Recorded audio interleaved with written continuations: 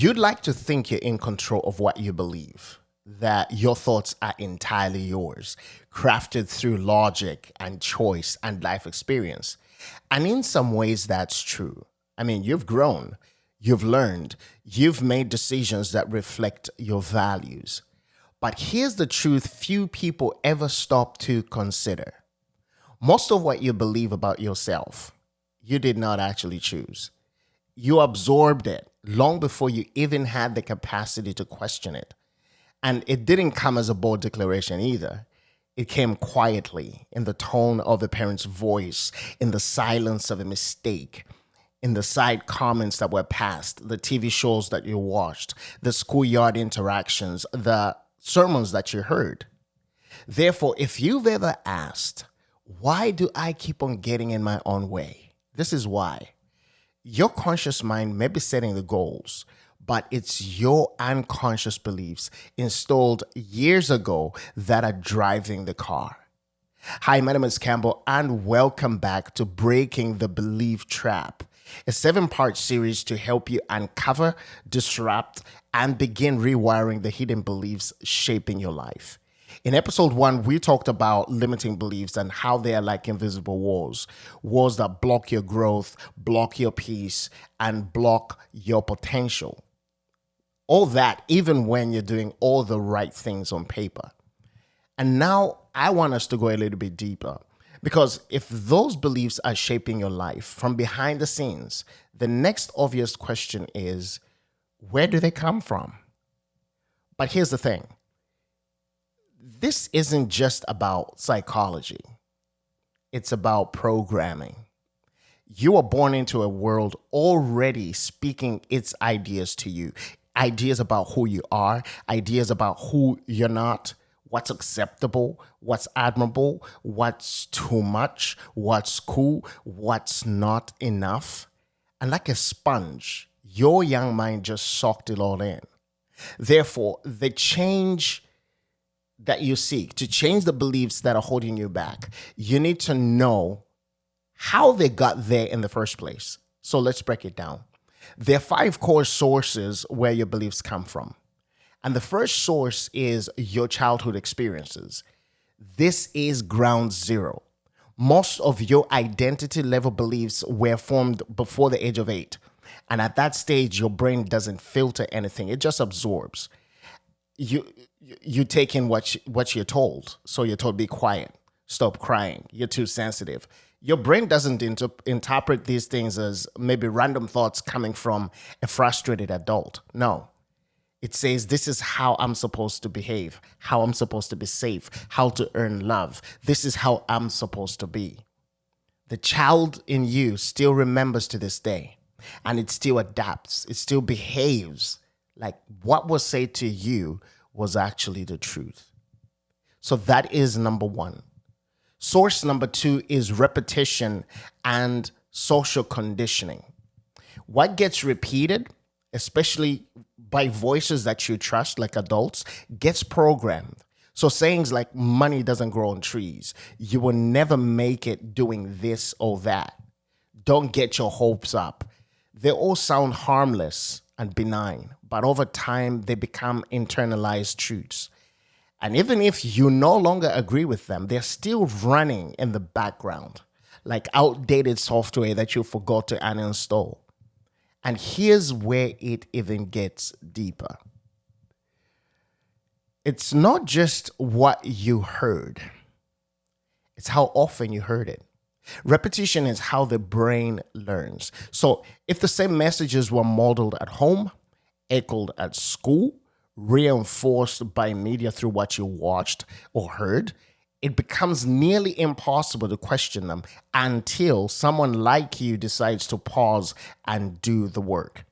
Therefore, even beliefs you disagree with intellectually can still have a grip on your life emotionally.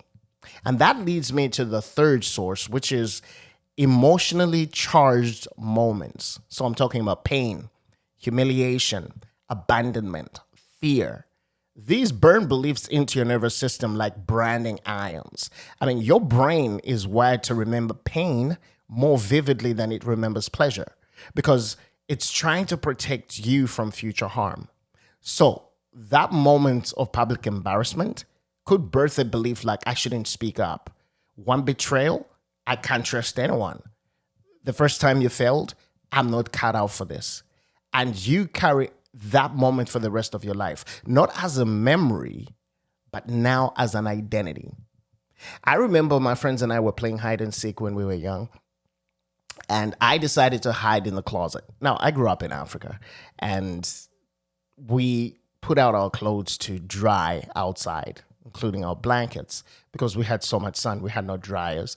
And we had somebody who helped my mom around the house, and she neatly folded laundry and put it where it was supposed to be. And so as we were playing hide and seek, I went into the closet, and in the closet there was this pile of neatly folded blankets, and I decided to pull one of them and just hide there. And the moment I pulled it, a snake slithered out of that blanket. And my goodness, you should have seen 8 kids trying to fit through a very, very small door, trying to run away from this snake.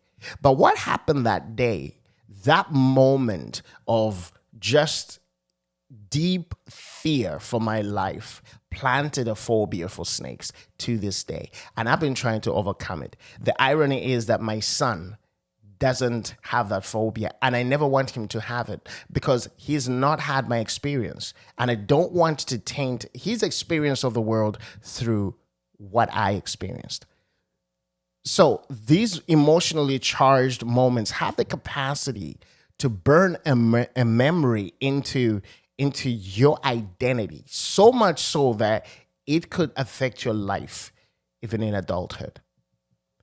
But the fourth source is authority figures, because we internalize the voices that we respect, and sometimes more deeply than we realize. So, I mean, our parents, teachers, religious leaders, coaches, bosses, even one offensive comment like, you're lazy, you're not leadership material, you are too much. Those can imprint themselves into your psyche like a permanent tattoo. Not because they are true, but because it was spoken by someone that you trusted. And you didn't know how to separate their opinion from your identity. And now, decades later, you're still carrying a script that wasn't even yours to begin with. Therefore, your current struggles might be rooted in someone else's limitations, not your own. And the fifth source I want us to consider is the self-talk and the identity loops that we have. Because over time, what you say to yourself becomes who you think you are. I'm bad at money. I'm terrible at relationships. I just can't stick to things. These aren't just thoughts. They're neutral grooves, pathways the brain travels repeatedly until they become the default route. And once something becomes a pattern, your brain assumes it's a fact, even if it's a lie. So here's what I need you to understand. You're not broken. You're not weak. You're not doomed to repeat your past. You, my friend, are simply conditioned. You've been programmed. And unless you interrupt that programming, it will keep running unchallenged and unnoticed. So let's bring in the science here for a bit, because there are 2 mental systems you need to know about. And the first is very common, but we rarely define it, which is confirmation bias. And this is your brain's way of making beliefs feel true by looking for evidence that supports the belief and ignoring everything else. Your brain will filter out praise, for example, and zero in on criticism. You remember one rejection and forget 5 compliments that were given to you, right? I mean, we've all been there. Somebody tells you in a performance review, perhaps at work, they tell you 10 things that you have been doing right and how you are a rising star. And then maybe they say one negative thing and you forget the 10 positive things that they say to you and you zero in on that criticism. Why? Because your brain has been wired to look for failure. That is confirmation bias. And the moment you hear that negative thing, it reinforces the identity that you have. I'm a failure. The second system I want you to be familiar with is called the reticular activating system, or RAS. And this is a filter in your brainstem that decides what gets attention. Think of it like the algorithm for your mind. So if your RAS is tuned into I'm a failure, it will flag every mistake. If it's tuned into life is unfair, it will spot every inconvenience. Therefore, your brain doesn't just reflect your beliefs. It reinforces them time and time again. It scans the world for proof, sorts out anything that contradicts the narrative, and presents you with evidence that you're right, even when you're not. That's not mindset, by the way. That is wiring. And until you change the inputs, you can't expect different outputs. Now, I know this can feel heavy, like the cards are stacked against you. But before you give up, here's the truth. Once you become aware of the pattern, you're no longer trapped by it. Most people never stop long enough to ask, is this belief even true? They just live it out like on autopilot again and again. But that's not you. That's why you're here. That's why you're listening. You're waking up. And in the next episode, we'll go one level deeper, because it's one thing to know where beliefs come from. It's another to see they silently take over your behavior, hijack your goals, and convince you to stay small in the name of safety. So in the next episode, we're going to talk about the self-sabotage cycle. This is how hidden beliefs shape your reality without your permission. You will learn that even self-sabotage is not failure. It's actually a form of protection, a misguided attempt by your subconscious to keep you from what it thinks can hurt you. And once you see that pattern, my friend, for what it is, you'll never be fooled by it again. And here's what I want you to do right now. I want you to drop a comment below. What's one belief you're realizing didn't start with you?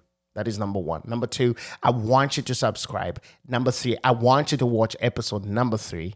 And I want you to take a deep breath, because you're doing the work right now that most people avoid their entire lives. Because your freedom, you realize, doesn't start within your goal. It starts within your belief.